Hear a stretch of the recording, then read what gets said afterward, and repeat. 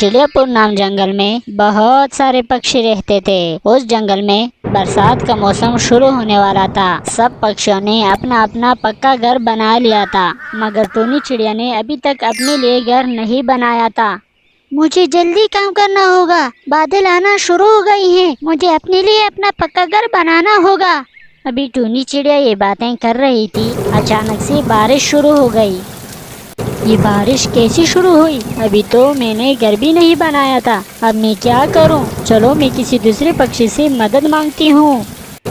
उसके बाद टोनी चिड़िया दूसरे पक्षी की तरफ चली जाती हैं। कबूतर भैया, मुझे रहने के लिए जगह दे दे, मेरी हेल्प कीजिए। मेरा घर नहीं है, मैं घर बना रही थी, अचानक से बारिश हो गई। अब मेरे पास घर नहीं है। कबूतर भैया, मुझे अपने घर में रहने दो। नहीं कर सकता, मैं आपकी हेल्प बिल्कुल भी नहीं कर सकता। मेरे पास थोड़ा सा ही भोजन है, वो मैं खुद खा लूँगा, और वैसे भी मेरा घर बहुत ही छोटा है। मैं आपको कैसे यहाँ पर रहने दूँ? आप यहाँ से जाइए, मैं आपकी कोई भी हेल्प नहीं कर सकता। ये सुनकर टोनी चिड़िया वहाँ से चली जाती हैं। मैं अपना घर बना रही थी, लेकिन अचानक से बारिश हो गई। अब मैं क्या करूं? कभी कभी प्लीज मेरी मदद कीजिए। नहीं नहीं, मैं आपकी बिल्कुल हेल्प नहीं कर सकता। मेरा घर बहुत कमजोर है, मैं आपको अपने घर में नहीं रहने देता। तुम जाओ किसी दूसरे पक्षी से मदद मांगो। चली जाओ यहाँ से टोनी चिड़िया।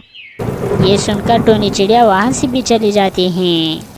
जब टोनी चिड़िया जा रही थी तो अचानक से उसे एक बहुत बड़ा सेब मिल जाता है। अरे सेब है ये तो सेब, मैंने इससे बड़ा सेब कभी भी नहीं देखा है। और हाँ, क्यों ना मैं इसे कोकला करके अपने लिए अपना घर बना लूं। मैं बारिश से भी बच जाऊंगी। मैं तो अब यही करूंगी। फिर टोनी चिड़िया जल्दी जल्दी से उस सेब को कोकला करके उसमें अपने लिए अपना एक नया घर बना लेती हैं।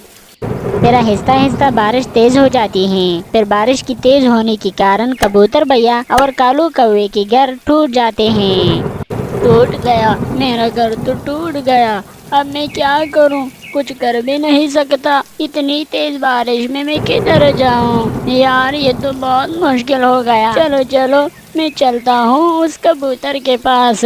वो तो मेरा दोस्त है ना, मैं उसके पास चलता हूँ। उसके बाद कौवा उस कबूतर की तरफ चलने लगता है। क्या करेंगे कबूतर भैया? अब हम क्या करेंगे? हम दोनों की घर तो टूट गए हैं, अब हम क्या करेंगे? हाँ ना कालू कौवे, हम दोनों ने उस टोनी चिड़िया की हेल्प नहीं की। मुझे तो लगता है इसी वजह से हम दोनों का घर टूट गया है। और हाँ कालू कौवे, अब हम दोनों को यहाँ से जाना चाहिए। कोई महफूज जगह जाकर वहाँ पर बैठ जाते हैं। चलो कालू कौवे, यहाँ से चले जाते हैं।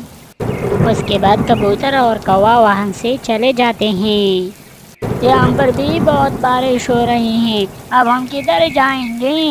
हाँ ना, अब हम किधर जाएंगे?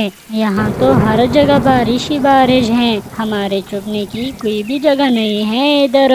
कबूतर कबूतर, चलो हम उस चिड़िया की तरफ चले जाते हैं। उस टोनी चिड़िया के बारे में कह रहे हो? उसकी तरफ हम कैसे जा सकते हैं? हम दोनों ने तो उसकी कोई भी हेल्प नहीं की थी। अगर उसके पास अभी घर है तो वो हमें अपने घर में नहीं घुसने देगी। हमने उसके ऊपर बहुत जुल्म किया है, हमें ना उनकी मदद करनी चाहिए थी। चलो करते हैं ना ट्राई, शायद वो हमें अपने साथ रख ले, क्योंकि वो बहुत अच्छी टूनी चिड़िया है। चलो कबूतर, अब हम चलते हैं उसी के पास। फिर कबूतर और कौवा दोनों मिलकर उस टूनी चिड़िया की तरफ चले जाते हैं।